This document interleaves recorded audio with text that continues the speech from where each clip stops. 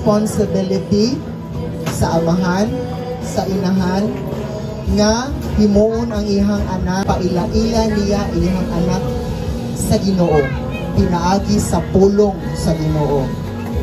So, again, akong encouragement sa matag ginikanan nga naadiri, dili lang kayo sa Carlito, dili lang kayo ng Ate-Eter, na inyong responsibilidad kamo ang mga anak.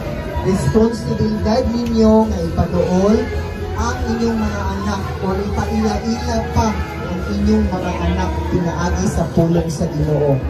Basahon ako gusab niingon si Jesus, "Let the little children come to me and do not hinder them, for the kingdom of heaven belongs to such as these." So do not hinder them. Ayaw pugni, ayaw o sa Tagalog pa ayaw tutuli. Huwag niyong tutulan ang pagpaduol sa usa ka bata nga sa Ginoo, establishing o pakighimo og relasyon sa atong Ginoo nga si Jesus, and that is the responsibility sa mga ginikanan. No? Kay ningon man sad sa Proverbs 22:6, ningon dito nga, train up a child in the way he should go. When he is old, he will not depart from it.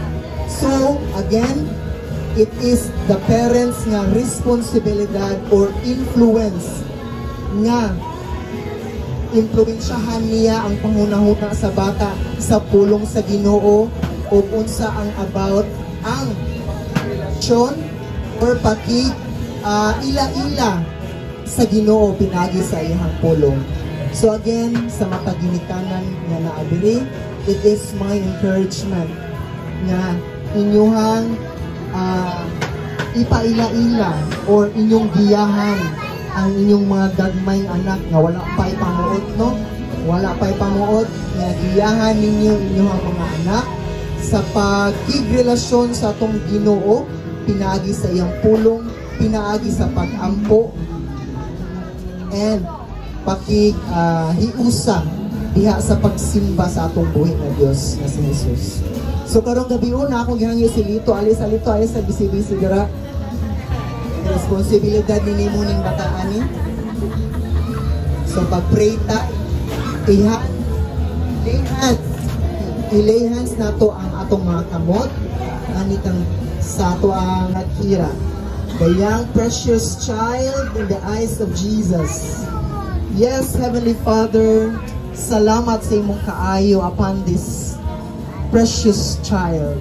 Si Ana Kira nga nag-celebrate sa iyang birthday pagliaging August 19, 1 year old, ganing kalibutana, imong pagbuot nga siya mugawas aning kalibutana ay nagaampo usab mi na pinaagi sa iyang mga ginikanan si Lito ug si Ate-Eter, sila ang mahimong giya sa pagdako sa bata nga may maghimo og relasyon sa imong Ginoo, na imong pulong ang ilahang ibukbo sa gamay or inosente nga pangunahuna ni Ziana Kira nga imong pulong mo tatak mo kinabuhi sa kasing-kasing hunahuna sa kinabuhi ni Ziana Kira, di lang kay kang Ziana Kira, kang Corby, kang Ziki, isip ilahang mga anak usab. And Lord, salamat sa mga kinabuhi nga naakaroon na nakikuban ka namo sa pag-celebrate sa imong kaayo sa kinabuhi sa pamilya ni Lito, ni Ate-Eter, o sa ilahang mga anak ni Ziki, Corby, o si Ziana. And most especially sa kinabuhi ni Ziana, Lord. Salamat sa iyang mga auntie, uncles, aunties, mga apuhan, mga igagaw, naisip Ginoo gamiton usab nimo nga mo influence kang Ziana Kira sa pagdako pinaagi sa imong pulong, may kahadlok sa imong ngalan Ginoo. Salamat din kagabi unang imong gihatag kanamo ug among gi-welcome imong balaang presensya nga magauban kanamo ag imong hamili nga dugo nga magatabon sa matag usa kanamo. Salamat Ginoo sa maayong panglawas sa ginikanan ni Lito, ni Ate Per, o sa mga anak nila, especially si Yana Kiara. Salamat Ginoo o sa imuhang kaayo, na imong gibubo, panalangin nga nag-awas-awas, imong gibubo sa pamilya. It may be financial, physical blessing, emotional blessing, and above all, the spiritual blessing Ginoo. Salamat sa imong kaayo ug among i-celebrate ang kagabion sa imong kaayo sa ilang kinabuhi sa ilahang pamilya uban sa imong balaang presensya, Holy Spirit nga magauban ka namo. Sa imong hamili nga dugo nga magatabon ka namo nga safe ang matabo sa kanamo ani nga lugar nga among venue of celebration Ginoo. Ug mayon man sad sa pagkaon ng pagkakaonon taod-taod. Salamat sa mga kamot nga nag-prepare niini Ginoo. Ug ikaw magapanalangin dugang pa sa mga kamot nga nag-prepare ug limpyuhan mo kini mga pagkaon Ginoo nga ang pagkakaonon unya sa imong hamili nga dugo nga maghatag imong kusog kabaskog sa mong kalawasan ug sa mong panugdanan sa tiyan. Kanang pagpasalamat dungog ug himaya imo lamang kay ikaw takos sa kanang pagdayeg ug pasalamat. This is our prayer with thanksgiving in our heart. In Jesus' mighty name, we pray. Amen.